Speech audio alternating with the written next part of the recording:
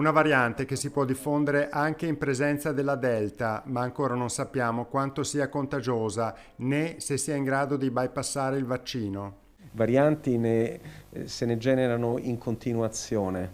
Il problema non è il fatto che sia una variante non necessariamente significa che sia pericolosa, guardi, perché la maggior parte delle varianti, la cosa buona è che sono innocue, e anzi addirittura il cambiamento danneggia il virus. Poi ci sono alcune varianti che sono neutrali e poi ci sono delle varianti che invece si avvantaggiano perché sono più infettivo, si avvantaggiano nel caso specifico perché magari infettano anche le persone immunizzate. In Italia la dinamica del contagio è ancora funzione del rapporto fra protetti e non protetti, ma avvisa Crisanti, in questa seconda categoria ci sono anche tutti coloro che hanno fatto la seconda dose più di 6 mesi fa, un numero che sta aumentando.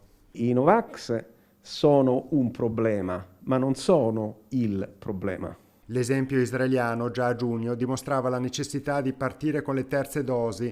Il ritardo è stato causato da una narrativa sbagliata, quella sull'immunità di gregge. È chiaro che si è creato un cortocircuito di comunicazione, cioè non si può dire a settembre raggiungiamo l'immunità di gregge e poi diciamo dobbiamo fare la terza dose, no?